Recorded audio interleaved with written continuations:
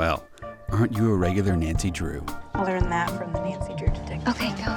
You think you can follow the clues and solve the case of the missing condiment, Nancy Drew? Because I've read every Nancy Drew mystery ever written. Nancy, please tell me you're joking. Wow, you suck at this Nancy Drew stuff. You should get a new hobby. My name is Carson Drew, and this is my assistant, Nancy. Nancy Drew. It's curtains for you, Miss Drew. Nancy Drew strikes again. A regular Nancy Drew.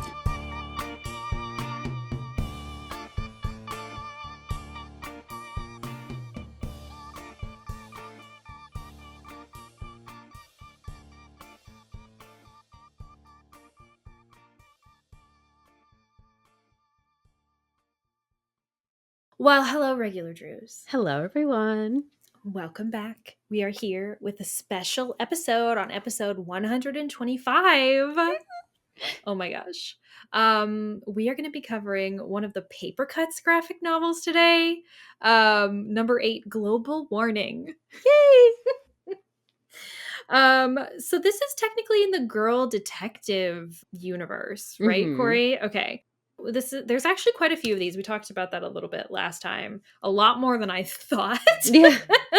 But this one is actually kind of, I want to call it a backdoor sequel, but that's not the right word for it. It's just kind of Secret a secret sequel to Creature of Kapu Cave, the Her Interactive PC game.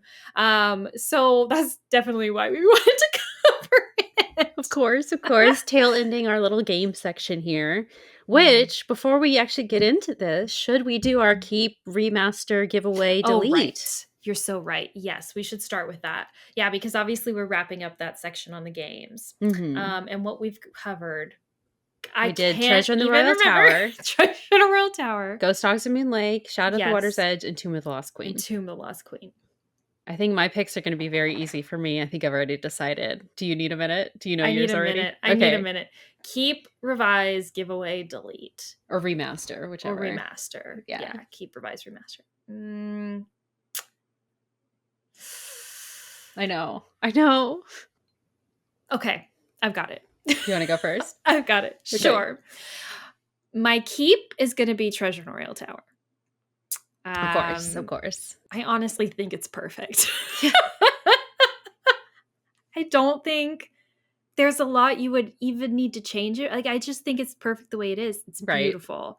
Right. The characters are so good. It's so interesting. There's just not a lot of puzzles, which I know is not everyone's cup of tea, but like for me, the exploration of it all is enough in engagement.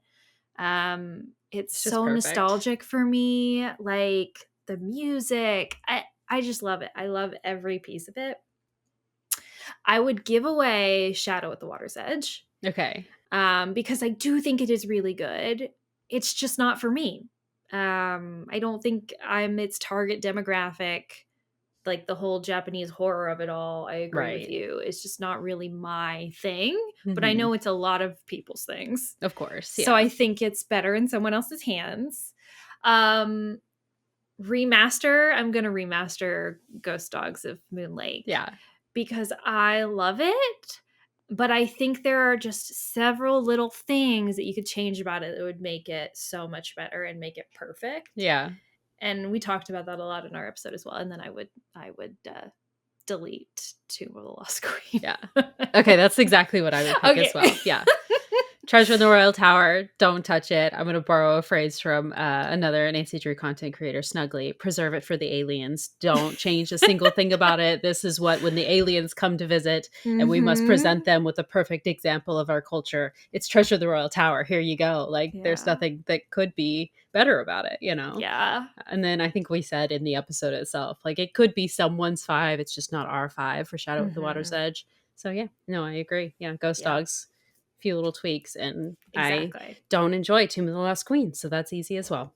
Yeah. It's kind of sad to me though, because I do feel like once upon a time I did enjoy Tomb of the Lost Queen, and I feel like it is a game that if I played it when I was like 10 years old, I'd be obsessed with probably.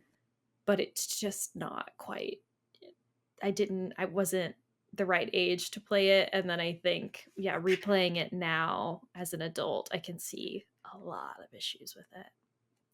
It just makes me sad because I feel like it was so promising of a topic, Oh, absolutely. But anyway, yeah. How did you feel about global warming, Kori? It was fun. I loved it, actually. Yeah, I didn't thought it was expect super it. fun.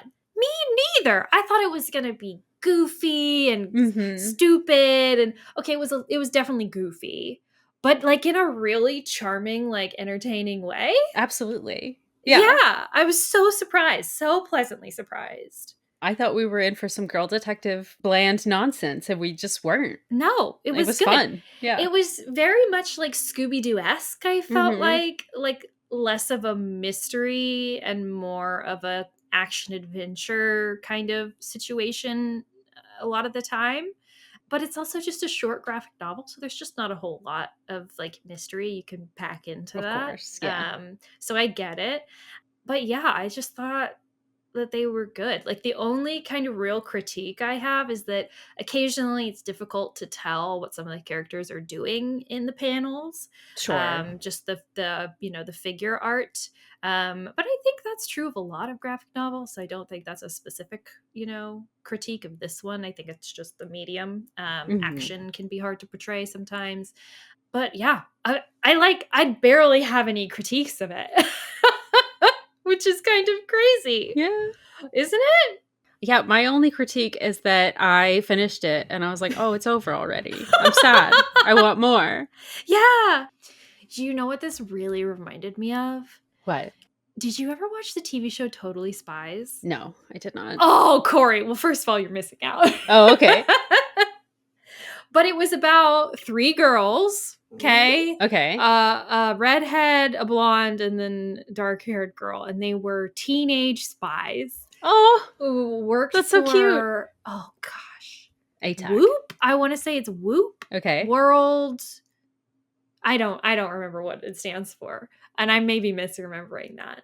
But the art style really reminds me of Totally Spies. It's slightly anime, anime inspired.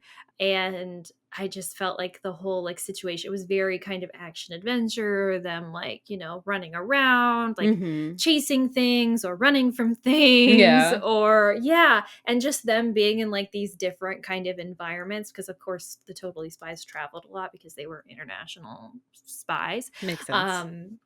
So that's totally what it reminded me of. So if you're a fan of Totally Spies, I think you would like this graphic novel in particular, but probably a lot of them because I imagine they're all very similar.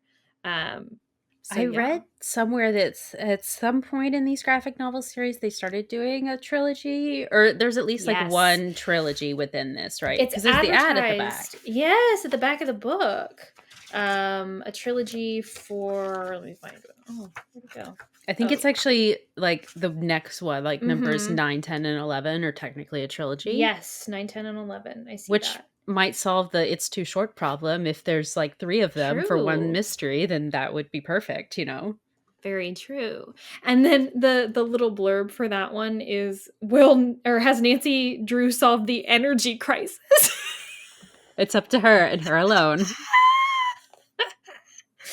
But yeah, they call them the High Miles mystery. Okay. Which is 9, 10, and 11, which is Ghost in the Machinery, The Disoriented Express. Yes. And Monkey Wrench Blues. Interesting.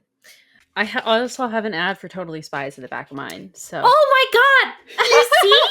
I wonder if the artists that worked on that as well. So I don't think we said up front, but so this was written by Stefan Petrucca and the art is by Sho Murase. So yeah, thank you to you both for working on this. We loved it.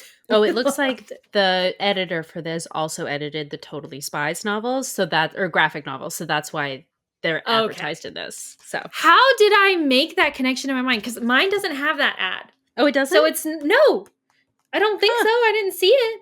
So it was totally, that's so wild. No, I've got a Nancy Drew and the Hardy Boys. I've got a Her Interactive ad. Which one? Trail of the Twister.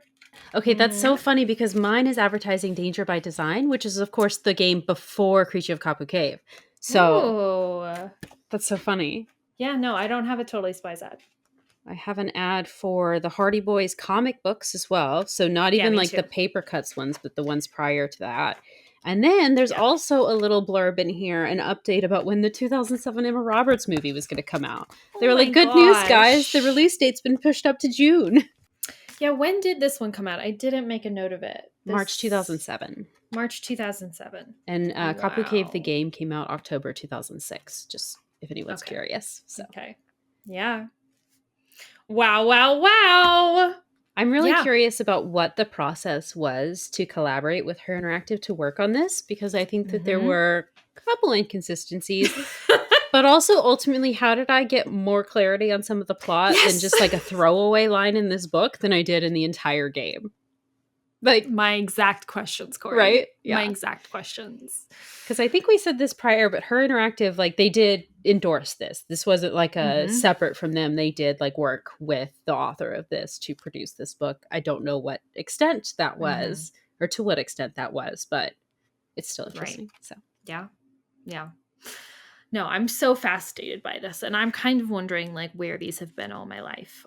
Honestly. I know. I want to start more. Getting more so that we can read them. Because also, like, I love you guys and I love this podcast, and I'm never going to stop doing this podcast. But it's a pretty big time commitment to sit down and read a whole book like every week, every other week. And, but these graphic novels are just so like, I feel like it's like watching a 30-minute episode of television. Like it's short enough to where I feel like I can get a full understanding of everything that's going on. Right. I can take my time. I can go back and look at something if it didn't make sense to me. And I can like fully sink my teeth into it and not feel like I have to rush. You know what I mean?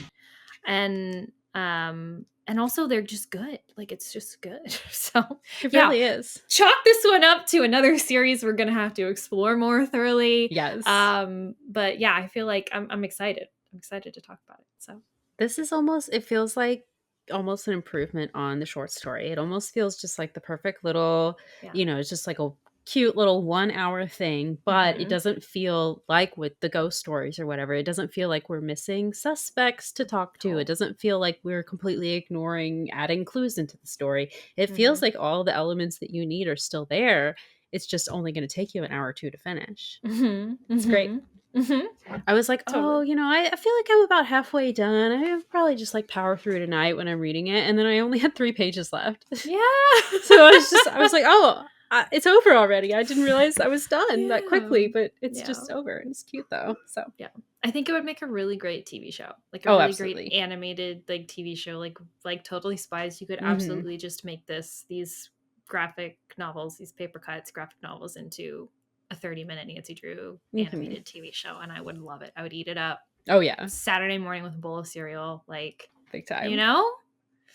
I love the art too. It's beautiful. It's beautiful art. The monsters look like Scooby-Doo villains. They do, yeah. And I love that. It's very nostalgic for me as a big Scooby-Doo fan, obviously.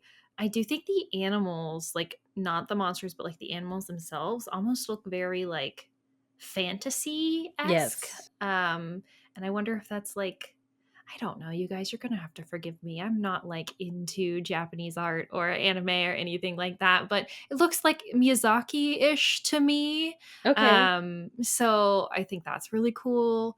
I think the one thing that is kind of, I think the most interesting to me is the fashion that they put all the girls in, which is not something that like I would ever like think about like as to put them in, you know what I mean? Like it was definitely very different and it didn't seem super Western necessarily, but I thought it was so beautiful and I really loved how they individuated each girl's style in it, with Beth in that pink fluffy like coat. Oh, I know. It was just great. It was great. It's cute. So, yeah. 3 words. We're so in sync. Okay. You guys, we opened up when we just opened up our recording software to like, or we both joined the call to talk to each other today. We said hello at the exact same time. We are on the same wavelength today, Yes. Kori. I feel it. It's good. It's good. Well, I feel like Scooby-Doo has to be one of the words. Since you Scooby-Doo. just mentioned the similarities, absolutely. It may be kind of redundant because the title of it is Global Warning, but I feel like environmentalism. Absolutely. Yeah. Yeah. Like eco warrior. That very Right. like 2006 Yes. greenwashing. Yeah. And then I had quite a few other options Okay. that came to my mind. So you tell me like if you like any of these, but I was thinking like science fiction. Okay. But I feel like that maybe goes along in the same vein with environmentalism. I also thought about billionaires because there's a lot we got to talk about with that. Yeah. Business in general, because it was very much about like the business dynamics of this thing, and then cryptids. Although cryptids does kind of go hand in hand with the Scooby-Doo part of it. That's true. That's true. Okay, so Scooby-Doo, environmentalism. I do like science fiction. As big of a part of it as billionaires are, the science fiction also feels really important because we have like the research part of it and everything, and then the whole thing with Dr. Craven. Like this story, it felt more of science fiction to me than mystery. Yeah, yeah, definitely. Like, just not necessarily a bad thing, but it's just a very different kind of Nancy Drew story. Yeah. So, yeah. It does feel Scooby-Doo-ish. Like it feels like a Scooby-Doo. Yeah. It doesn't take very long into the book that you were like, oh, okay, I get what's happening here. But it's good though. That's not the reason why you watch it. Like Exactly. You don't watch a Scooby-Doo because you want to be surprised by who the villain is. Right. You watch a Scooby-Doo because it's funny, the shenanigans they get up to, and it's comforting, right? Because you know how it's going to end because it's all very formulaic, right? That's exactly what this is. Yeah. Like, I think science fiction. I like that. Okay. Yeah. Okay. Great. Environmentalism, science fiction, and what was it? Scooby-Doo. Scooby-Doo. We're just talking about it. Okay. The cover. Oh yeah. We kind of talked about the art already a little bit. Yeah. But yeah, the cover is very interesting because it features a redheaded Nancy with really long swoopy hair and like bangs coming down over her eyes a little bit. She is wearing a purple-ish like zip-up sweatshirt hoodie situation possibly, and then she's wearing a green tank top underneath that has the initials ND on it, just in case you were confused about who it was. It's Nancy Drew. And then behind her is this monster looking creature. Is that Kane supposed to be or Okala Kane, whoever?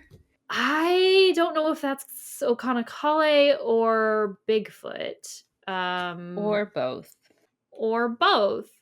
And you're like, what are you talking about? You're listening to this. They are mentioning Bigfoot. Yes, we are, my friends. Yes, we are. And we'll get into that. It must be Okala Kane, right? Because that's basically the start of that's got to do what's on the cover. But and there also you can kind of see in the background is this biodome, which is a setting in the book, and we'll also talk about that. But yeah.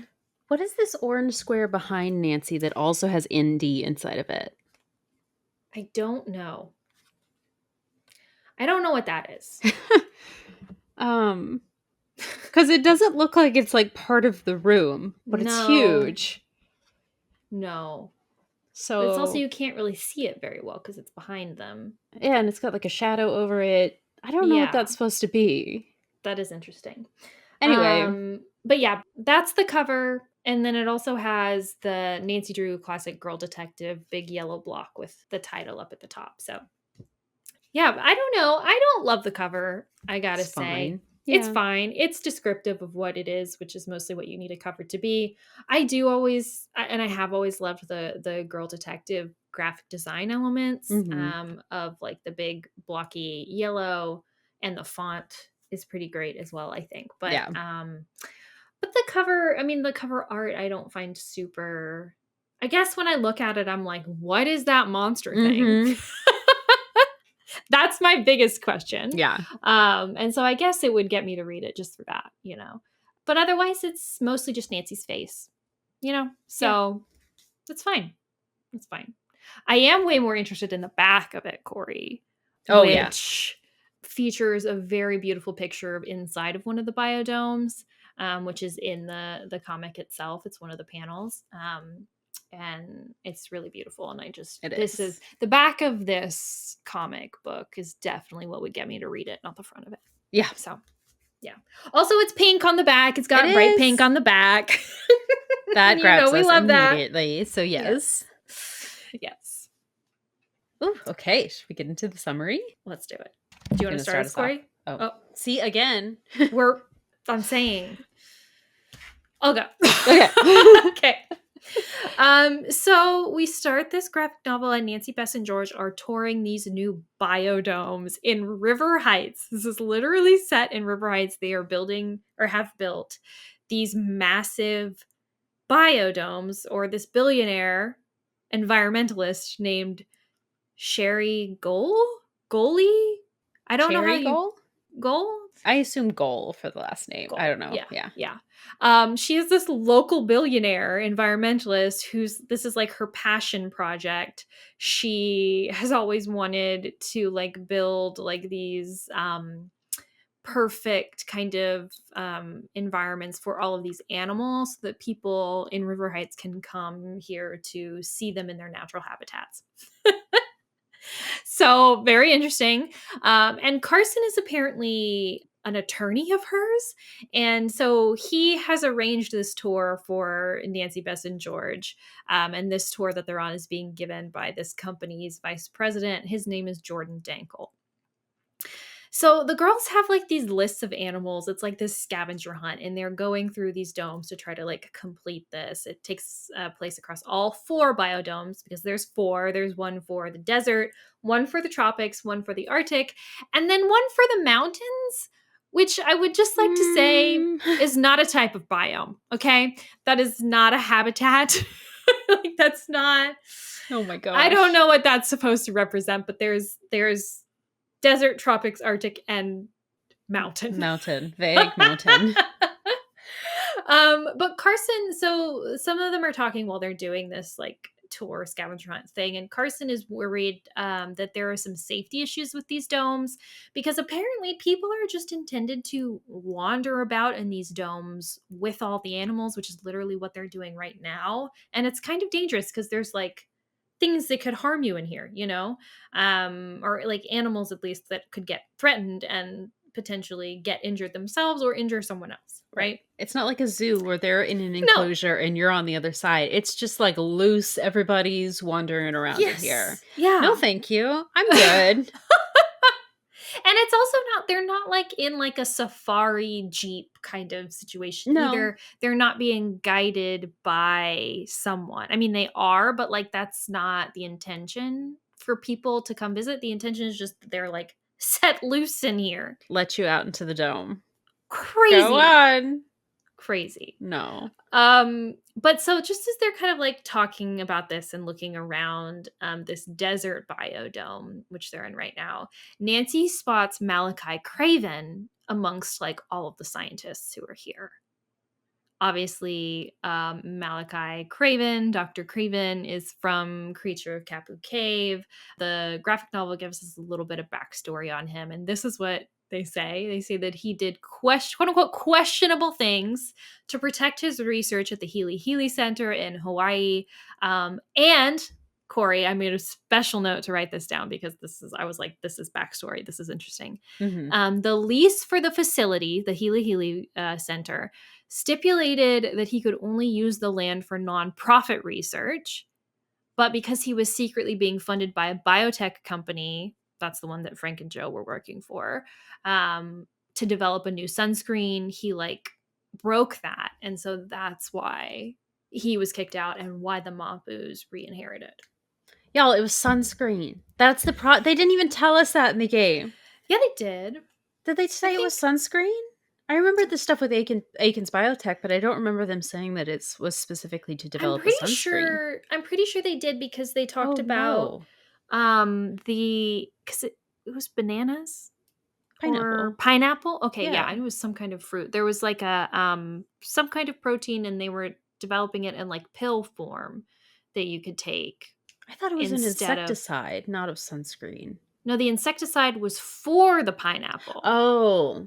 But the pineapples they were trying to genetically modify or something to get it to develop this protein more, and so that they could develop this drug that was going to be sunscreen in a different format.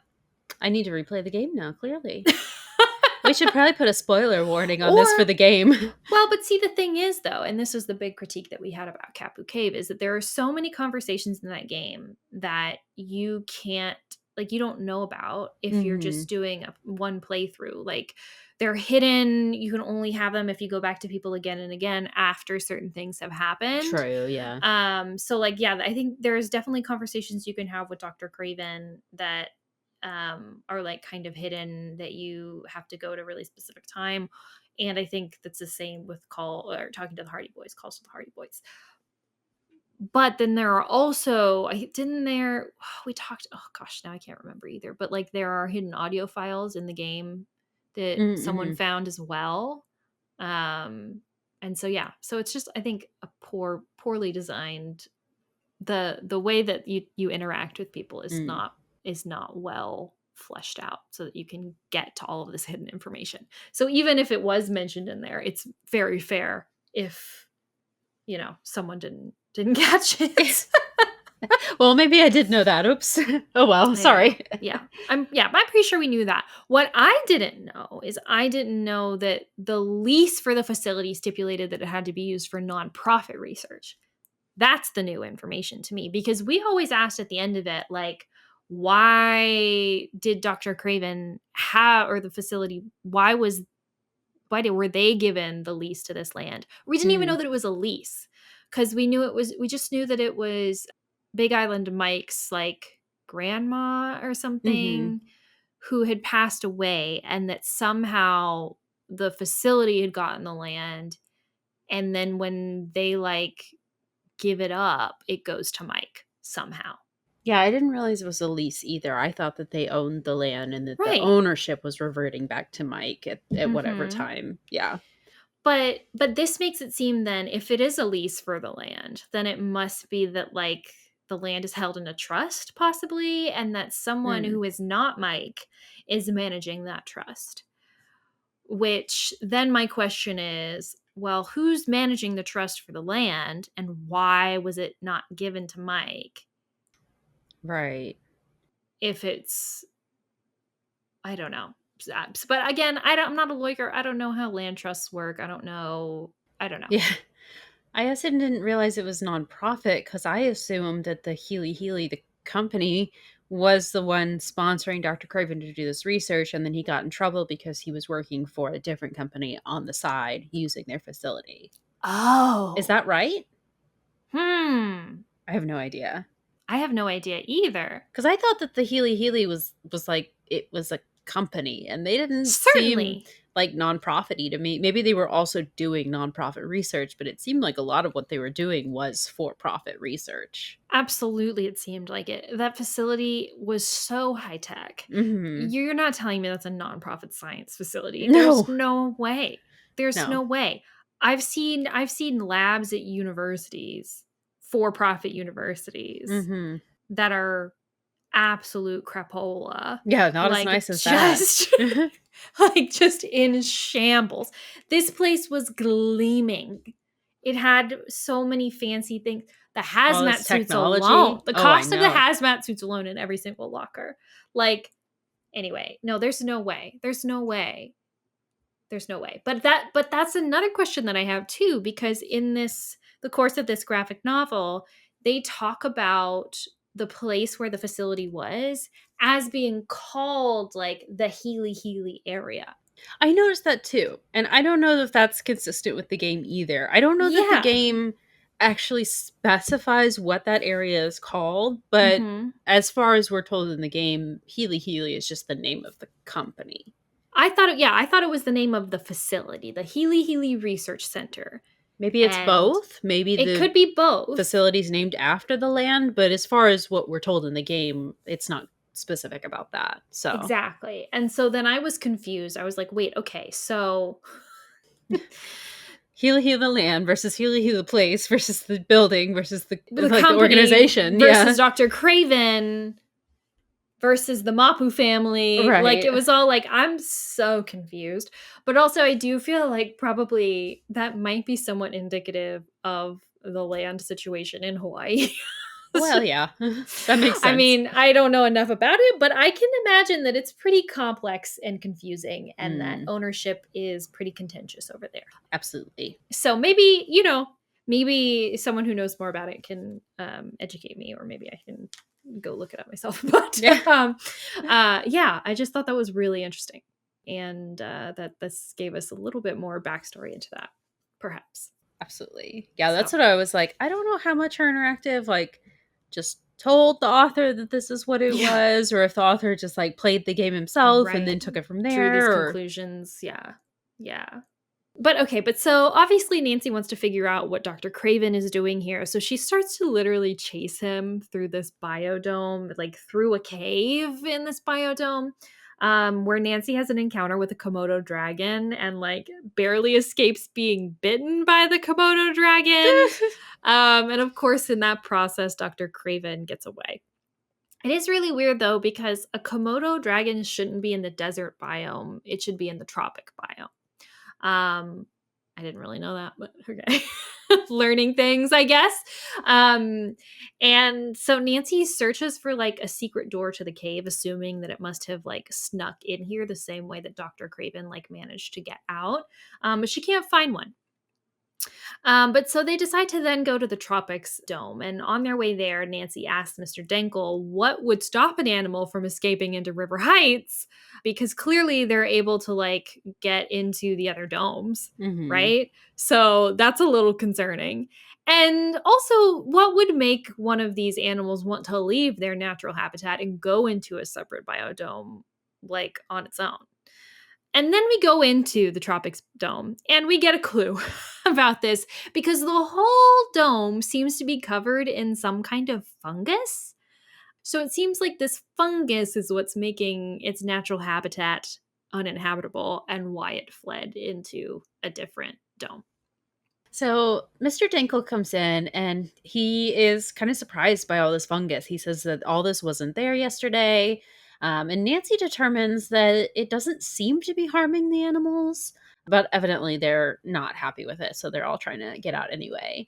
But Denkel says that Dr. Craven is their head of biodevelopment and that he should be able to explain all this.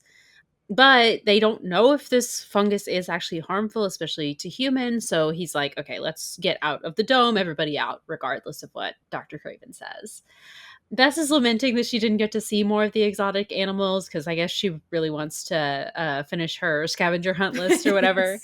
But then Nancy tells her to turn around quickly because Okala Kane has appeared, who is Kane Okala from the game. But for whatever reason, we flip-flopped his name for this. Yeah. And Nancy explains that he is part of Healy Healy legend. According to this legend, the goddess Pele created him to unleash vengeance upon those who offended nature.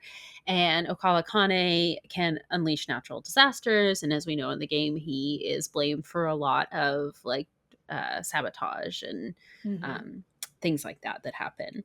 The destruction of the pineapple crop. Yes. And the camp gets beaten up. They also blame him for that. And so. But it's nice though, because we never actually got to like see him in the game. So now we actually get to see him and too up close and personal. And actually it speaks to us and it says, these domes are an affront to the gods. Their pestilence is a way of punishing you. Oh. And then it just like disappears behind a waterfall. And then Mr. Denkel starts lamenting that this incident is going to get leaked to the press, and this massive investment in the project is going to be for nothing. And so, of course, Nancy offers her help with the situation. So at this point, he gives her an employee map of the domes that shows all of the secret passageways and all the secret doors between all the domes and everything.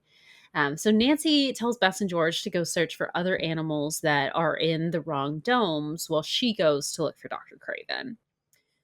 Weirdly, Dr. Craven seems surprised to hear that Okala Kane has shown up here, and then he takes Nancy back to the Tropics Dome to have her show him exactly where she saw it.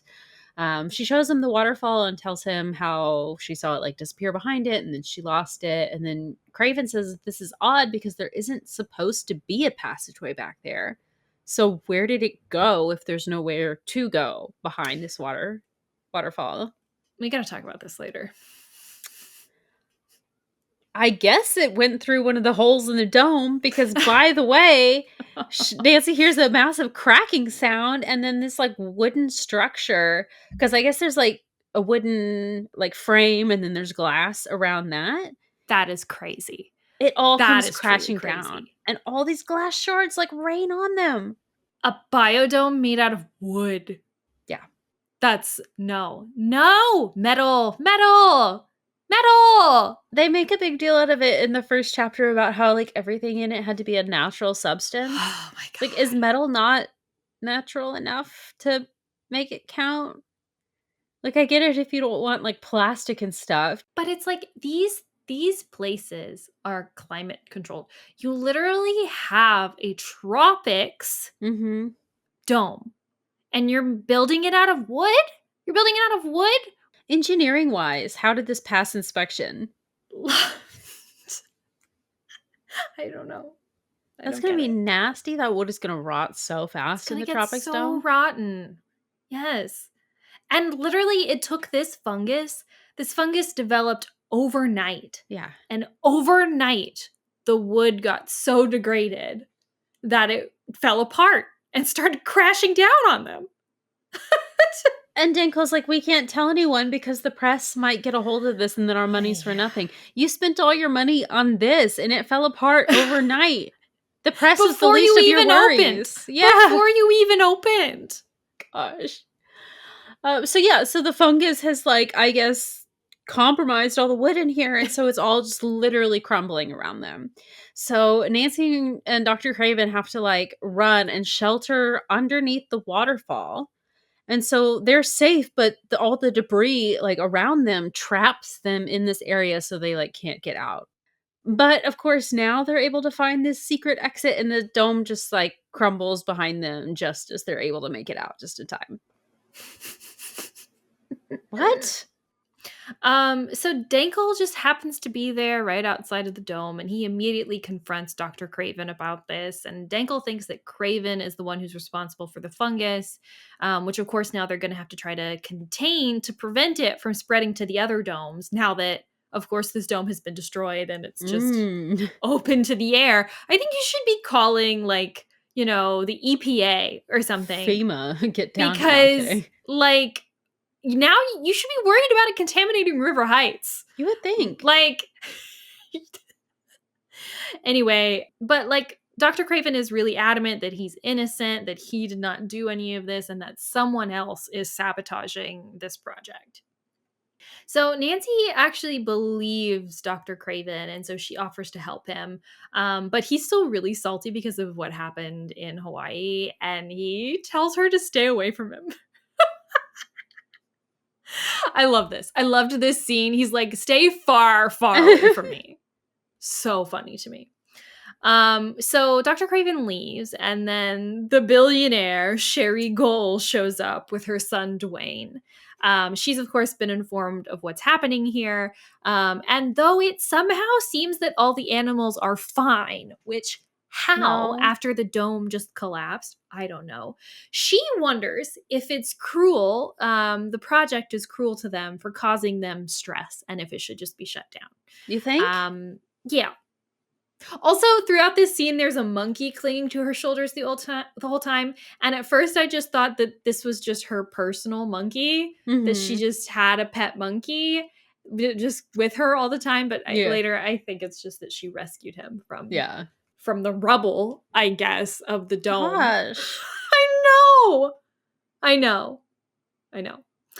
Anyway, so Denkel is like outraged by this like idea that they should shut down, and Dwayne, her son, steps in to defend his mom, to which Denkel like treats him really rudely. He like is really derisive towards him, and he basically just like brushes him off and tells him to go help their guests with their scavenger hunt, which I'm sorry, a dome just came crashing down on Nancy and you're just like, oh, go finish your scavenger hunt.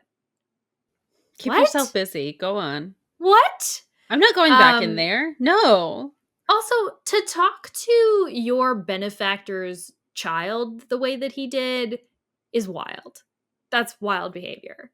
Like, I can't imagine speaking to No. anybody like that, but like that's literally the money's child. You know what I mean? Like, anyway.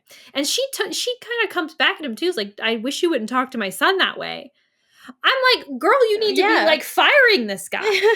You know what I mean? But anyway, but so Bess like scoops Dwayne up pretty immediately. And in the background, Nancy and George comment on this because Dwayne is, of course, rich, cute, and available. So Bess is like all over him. Yeah. Which Go I girl. thought was pretty funny. She's like, billionaire son, I'm there. I'm so there. Count me in.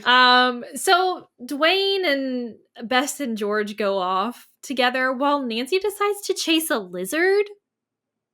This is actually pretty cute. The drawing of this. I like know. Little lizard animation. Or not I animations. love it. Yeah, little illustrations. It's so cute.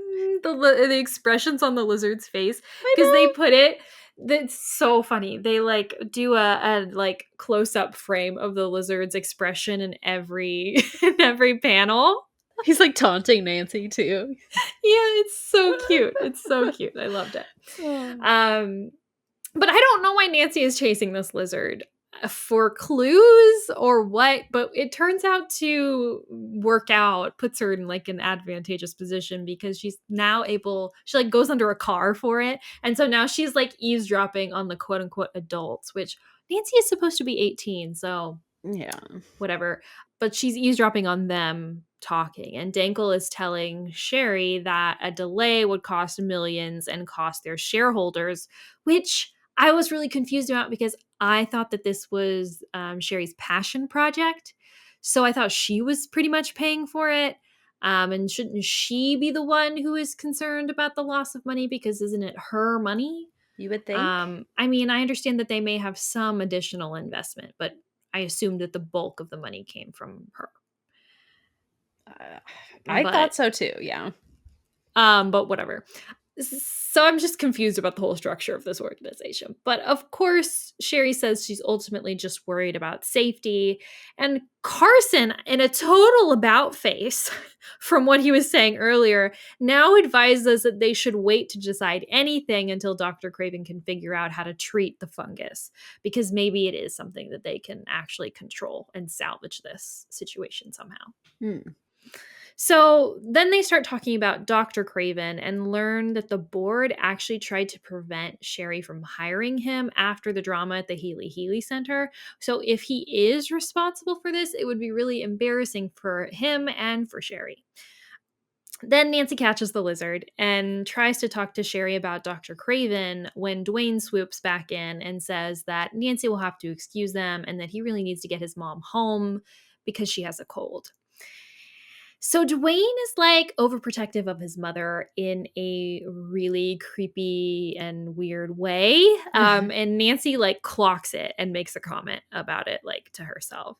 So Nancy thinks that like their relationship and the way that they're like treating this whole situation is a little bit suspicious. And so maybe she needs to take a little bit of a closer look at the goals. So the next day, Nancy comes back to the domes with Bess and George, and they go into the mountain one to look for clues. So they find one of the employee passageways, and by it are some trees that look like they've been uprooted.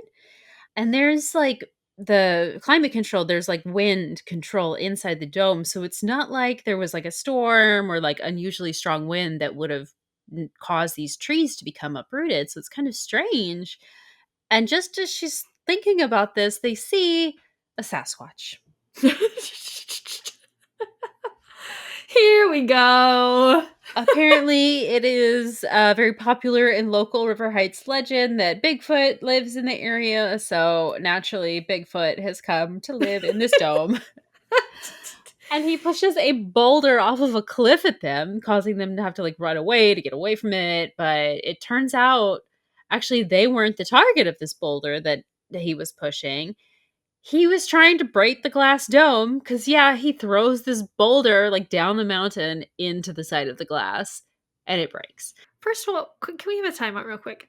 How do they have a mountain inside of a dome? I don't know. Is it just a really big hill?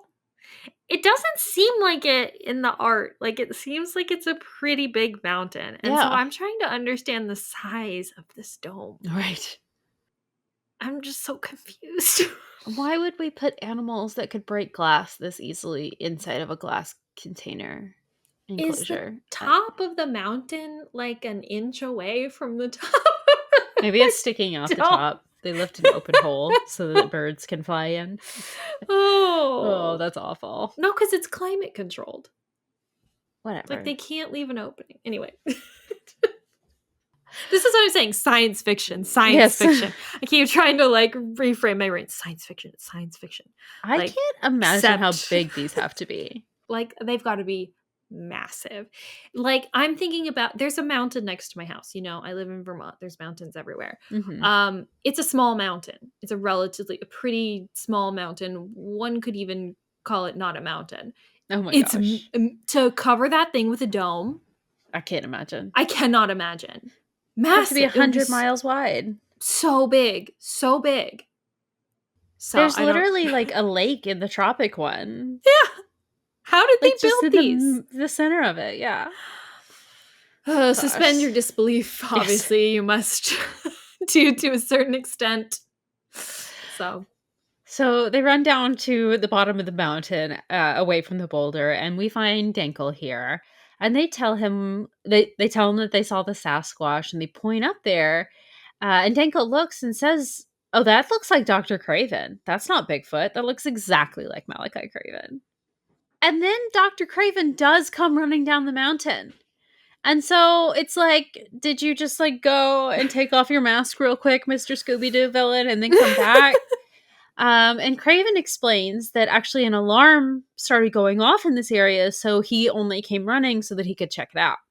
But then Dankel says that he wants him arrested, and says that him having come out of the same area as where they last saw Bigfoot is enough evidence that he is responsible for the sabotage. All right.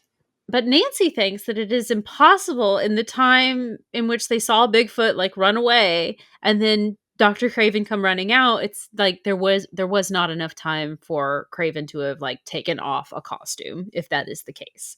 So Nancy doesn't think that he's guilty. She thinks that there's something else going on here.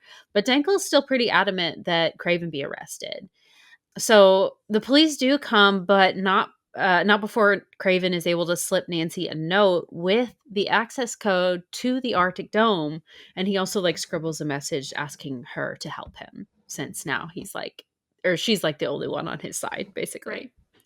So that night, Nancy, Bess, and George come back and sneak into the Arctic Dome, where they run into, that's right, a Yeti, the abominable snowman.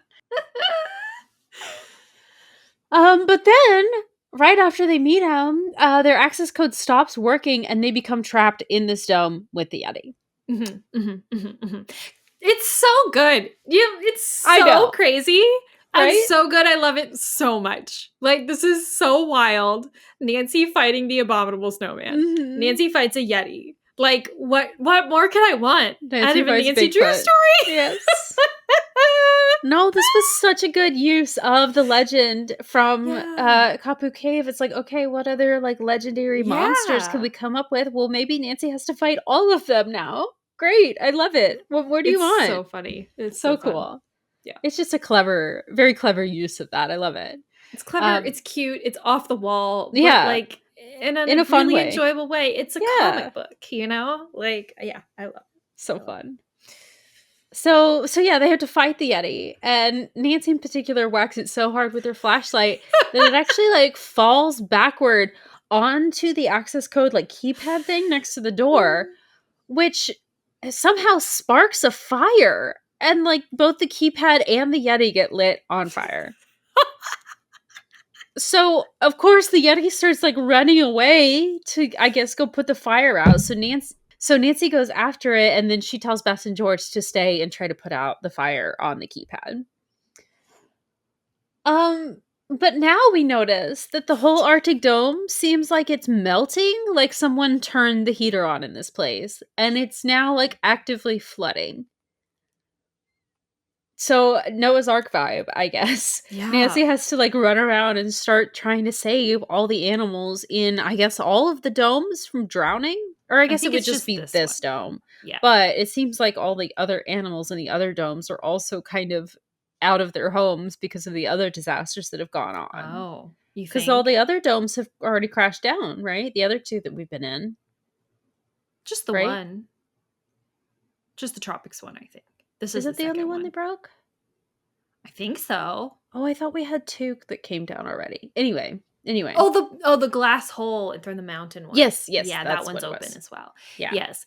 I mean, yeah, but I think that they captured all of those animals. Oh, I don't okay, think that's they're just good. supposed to be out and about. I think they I caught hope them not. all.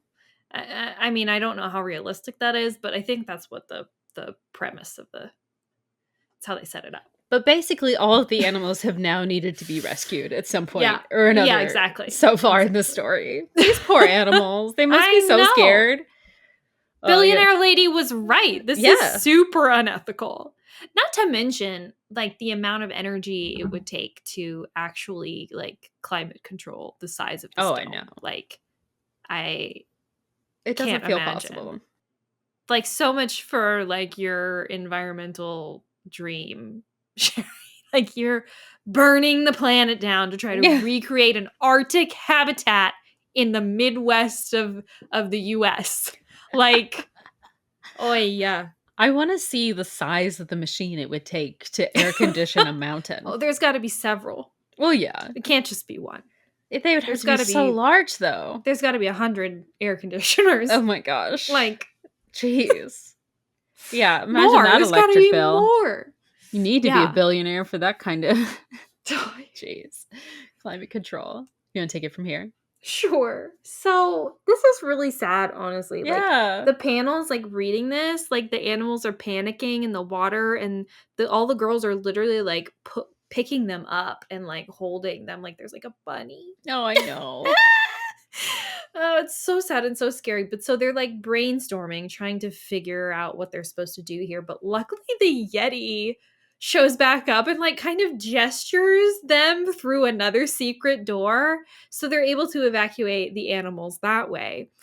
But so it makes it seem like the Yeti is like actually concerned for these animals too. Like, he clearly wants them to be saved. So it's really interesting. But the girls eventually all get these animals together into this room.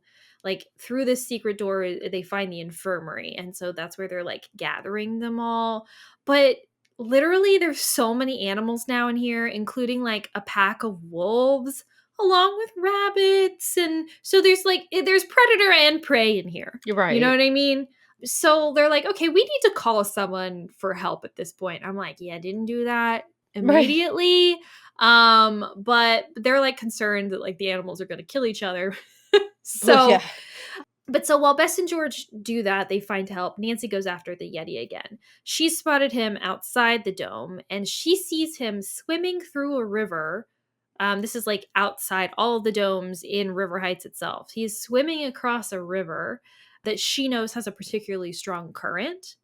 So Nancy assumes that he's like running from her, but then she notices that after he gets out of the river on the other side, his figure is actually much slimmer than it was previously. So she thinks to herself, well, maybe his large size and his strength is just like an illusion. Regardless, she knows now that it definitely wasn't Dr. Graven, since he's currently in police custody, and so Nancy calls Chief McGinnis. The next day, Nancy goes to visit Sherry Gohl, and her estate is massive and stately, but is covered in like solar panels and wind turbines, and she compliments Nancy's hybrid car, right? We learn that this billionaire's grandfather was a big industrialist and this horrible guy, and she's pretty much been inspired to do everything that she does as a way to like restore the earth because of the things that her grandfather did. But like, come on.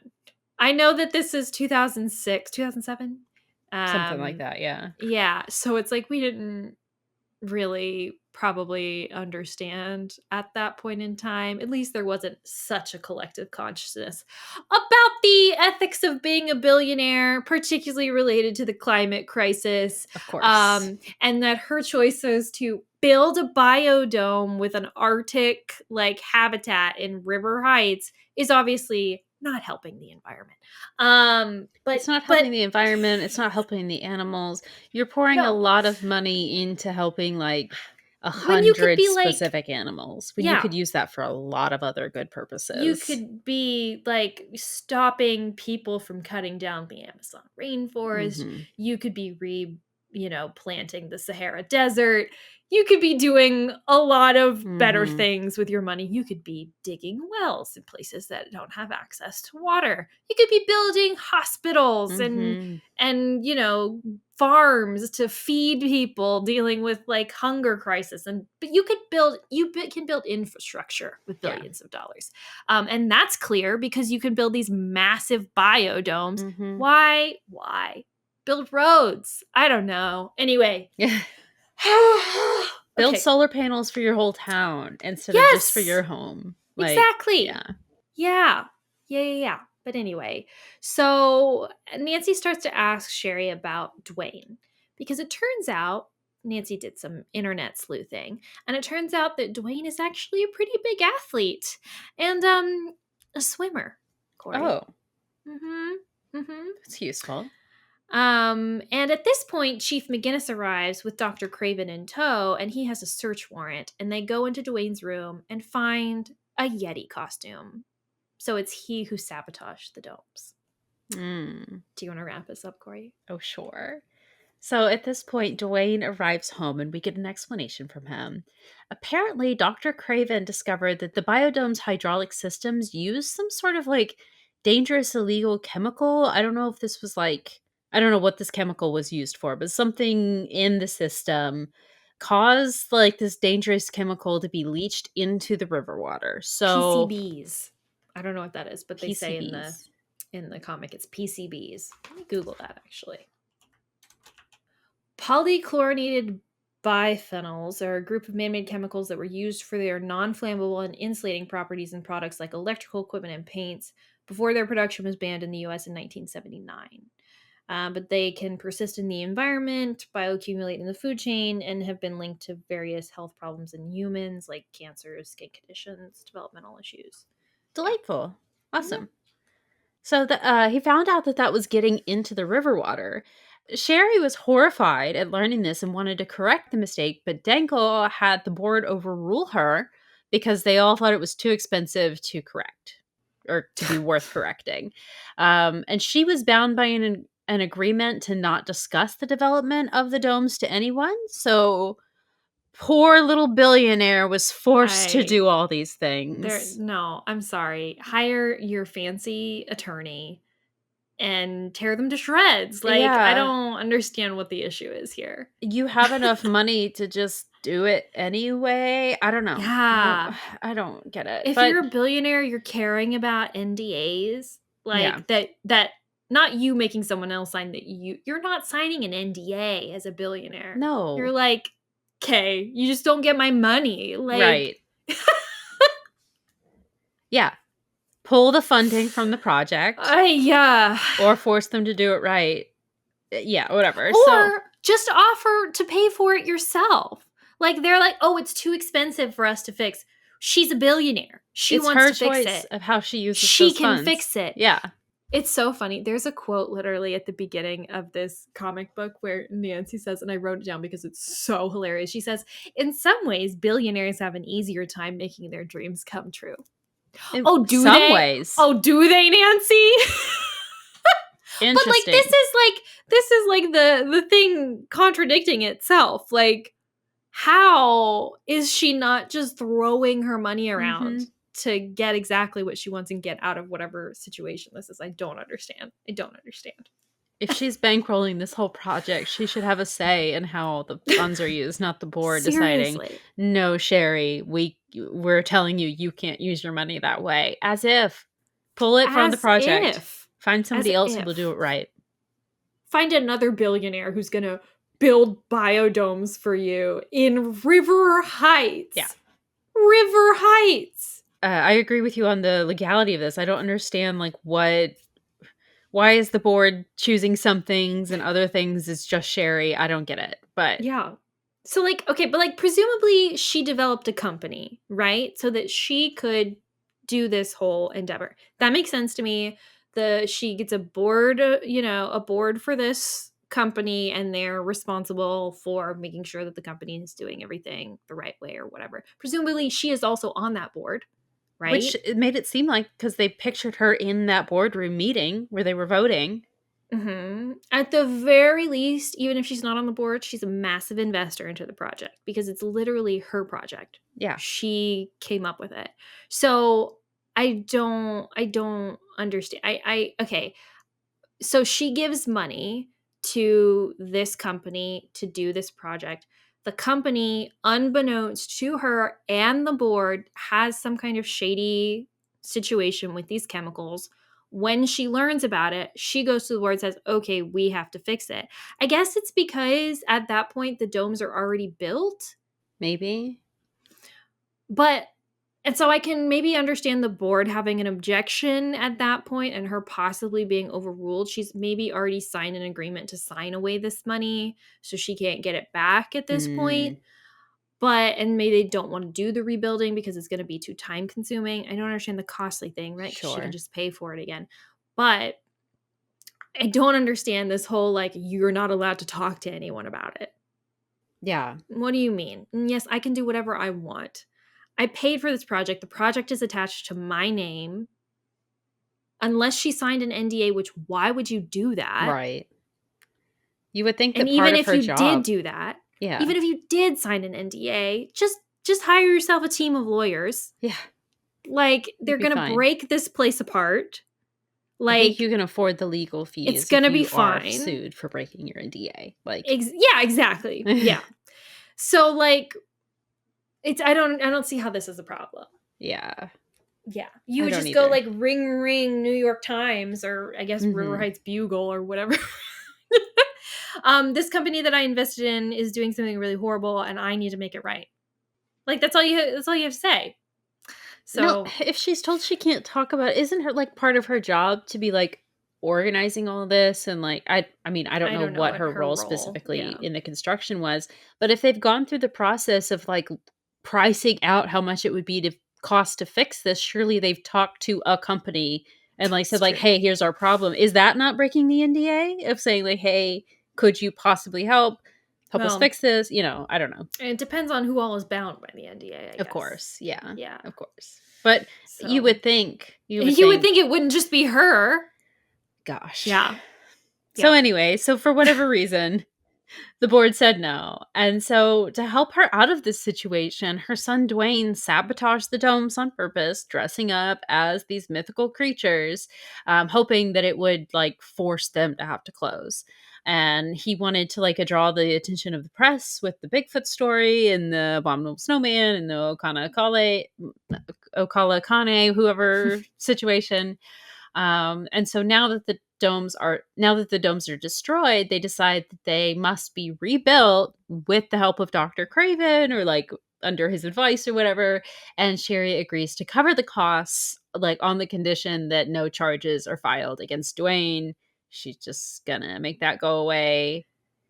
And the end. Talk about, billionaires have an easier time getting their dreams come true. She's just, like I said, paying to fix the problem. So I don't understand why is this an issue? Why it was an issue to begin with, but I still think it was fun.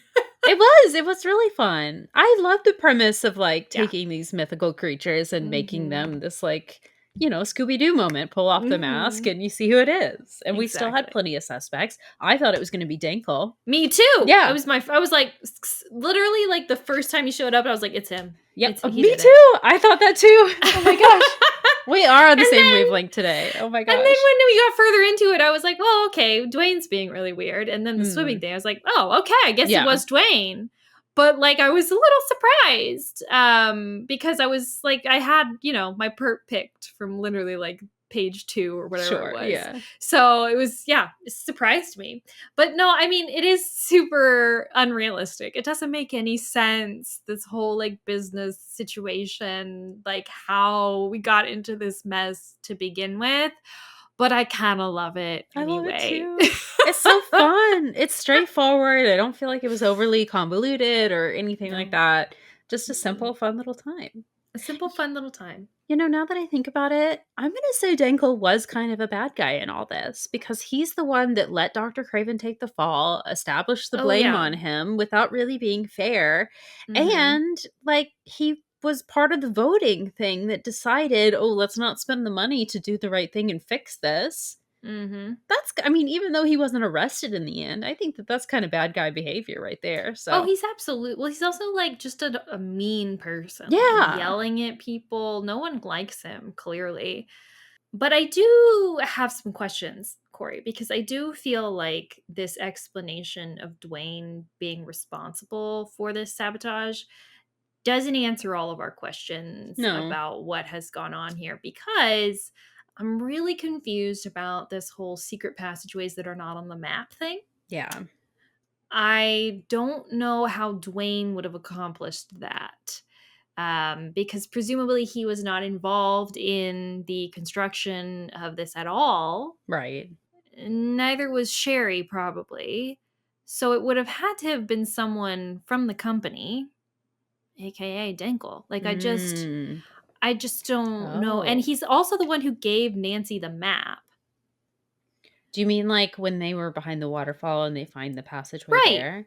I assumed that it was like a damage thing, that he found like a hole or something that wasn't there before, that when it came down, it like tore it open or something.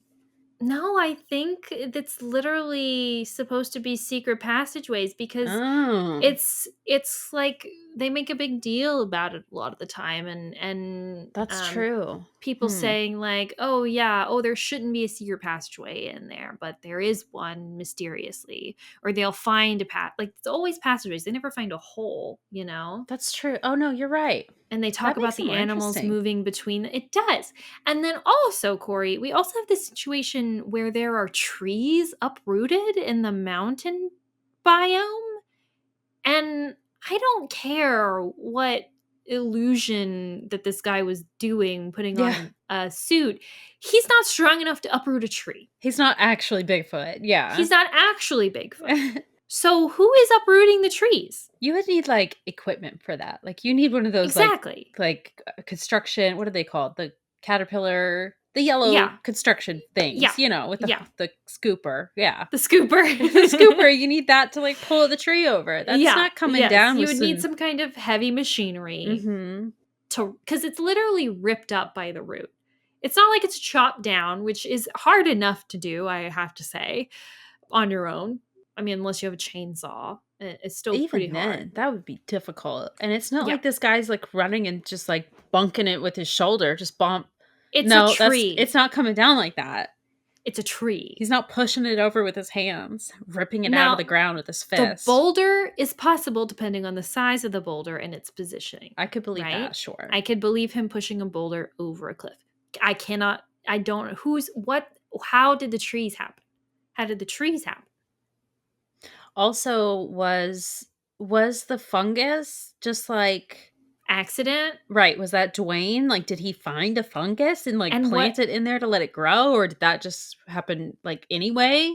It just seems like there's maybe more to this story than just Dwayne dressing up as a Yeti. You know what I mean? We need a trilogy. We need another book to explain the game and this book. I'm kidding. Well, I kind of agree that we didn't get enough information about what happened in Hawaii in this book. Yeah, we get some slight backstory. We get a couple blurbs about who Dr. Craven is and why he has this history with Nancy. I still have so many questions. I know. I wish we'd gotten like one more scene with him and Nancy, like one more conversation. I know like we see him very briefly after they let him out of jail or whatever, but it didn't feel like we had like a conclusion with him and Nancy where he like says, oh, thank you for your help, or like, oh, I can't believe it was Dwayne, or, you know, something like that. I feel like just one more conversation would have been nice. Well, I also feel like we don't get a whole lot of his character in this. That's true. And I know it's a graphic novel, I know it's quick, I understand, but it's just, in Kapu Cave, it was like his anger issues were like this whole thing. Yeah. And I had all of these questions about, like, was he the one who actually sabotaged the camp, right? Mm-hmm. And, what was his relationship with Dr. Quigley Kim to begin with? And, like, because the things just weren't exactly adding up, right? And so I really wanted some more, information about Dr. Craven, not just like him being here, which is really what it was, and there was none of that anger stuff. Like, there was no like interpersonal drama here, really. So I was slightly disappointed by that, and I do want more information, but I understand that they're not going to give us that in the context of a graphic novel. I just want it. Yeah, his personality, you wouldn't, I mean, if you just read this, you wouldn't really be able to gather anything about his personality like you would with the game. It doesn't really indicate any of that anger and stuff.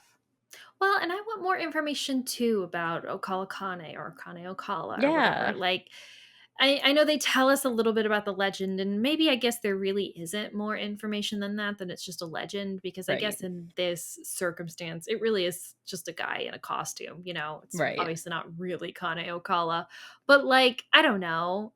Yeah. I just want more lore. I want a little bit more rich detail. Yeah. But that's not what this is for, so. But it is, though. If you're going to do a sequel, that's when you throw the lore in there, Yeah, I guess. Yeah.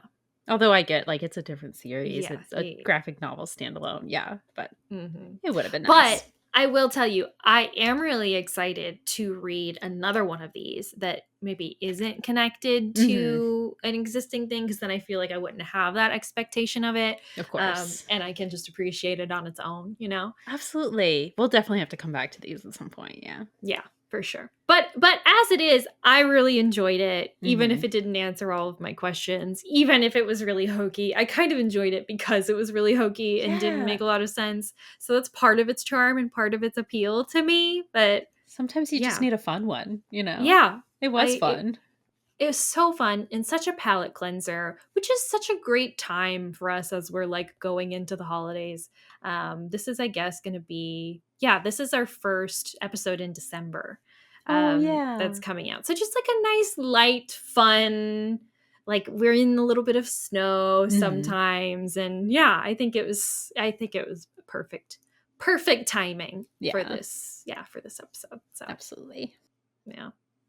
What else? Anything else you want to say? I don't know that I have very much. I mean, there's not. It's so short.